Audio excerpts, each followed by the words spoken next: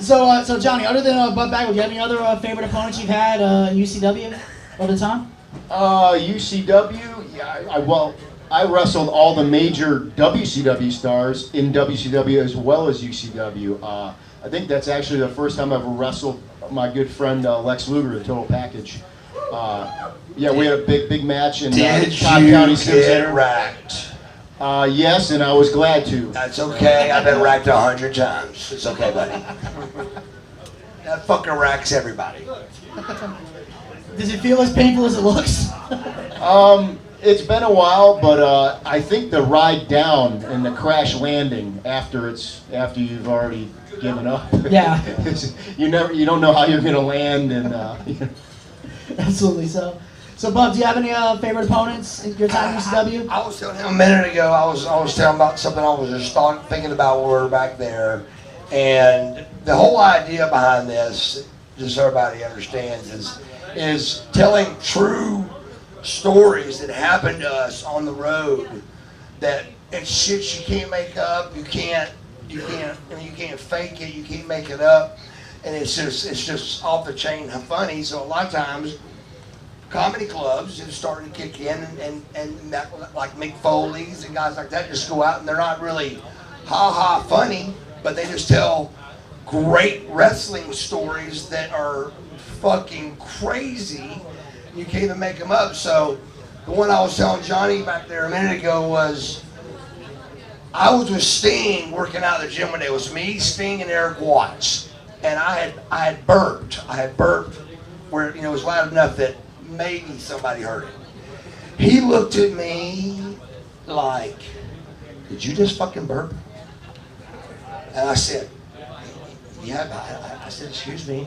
He said, "Dude, you can't fucking be burping around me." He said, and so I was just totally. This is Sting. I'm the rookie. I'm the young one. I'm like, I'm sorry, bro. I'm sorry. So of course he buys me and Eric's room, and we're in the concierge level of Marriott and all that. Well, he comes down to our room. He's got a bag of cookies, and he's going, "Did y'all get cookies in y'all's room?" And we were like, "No." He goes, "That's right, because I'm the star," kind of joking. And he goes, "You want one?" I said, "Yeah, I want one." So I reached in to get the cookie, and when I pulled it out, it was in a pile of shit. He had shit in the bag, put a cookie in it, and had me reach in to get it. And I was this far from my mouth before I realized it. So the rest of the weekend was nothing but shit stories. Eric watched shit in the dash. I mean, it was just crazy. It was just crazy, dude. But that's the kind of stuff. When you put a bunch of men on the road and you can't work till 8 o'clock that night, there's a lot of time to kill, and our minds start doing a lot of crazy shit as men. So, it's either a titty bar or go have some fun. And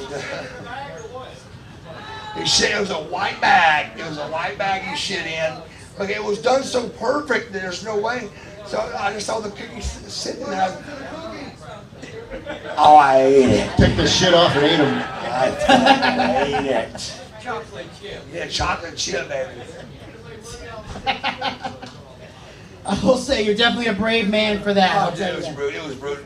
Eric Watts was gagging. I'm over there, I'm in amazement. So I was pissed though. I said, okay, motherfucker. I see how we playing. So I go, I had to shit so bad before we went to bed, and I go, I'm gonna hold it all night. When you stay at the Marriott, they put newspapers in front of your doors at the concierge level where Sting stayed.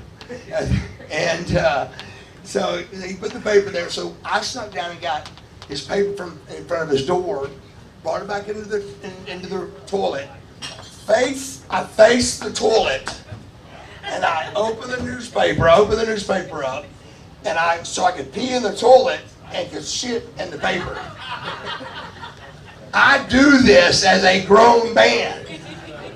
But like I said, I was pissed off that somebody trying to get me to eat their shit. So we're down there, but now we're kind of scared. Now we're going, oh shit, we may have done too much here. So we go put it back to this front door, you know. I'm thinking, oh no, dude, this may be too much. So he goes walking down to breakfast that morning. He goes walking down, and he slings the paper, and shit goes right across the table. I mean, it's dripping off glasses, and he don't know it. And me and Eric are just going. So finally, I go, Steve, put the paper down. And by that time, he goes, God, you guys shit over here too. I smelled you on the elevator. I smelled you down here. I said, Steve, you're holding the shit. Put it down. So we finally got to put it down, but still, it was just crazy. Like it kept on and on all weekend with shit stories.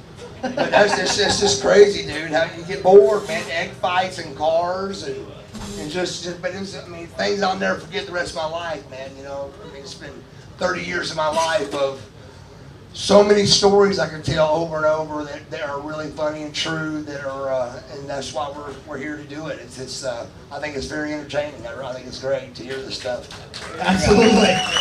To hear the truth, the fucking truth, Yes. straight up. Yes, it is interesting because speaking of the truth and speaking of shit, one thing that these guys love to do is tell stories. One thing I love to do besides telling jokes is I like to find out the truth. Usually a lot of times there's rumors around the internet. You know, you get one side of the story, but you don't get the other side of the story. So anytime I'm blessed to be able to get the side of someone's story, it's usually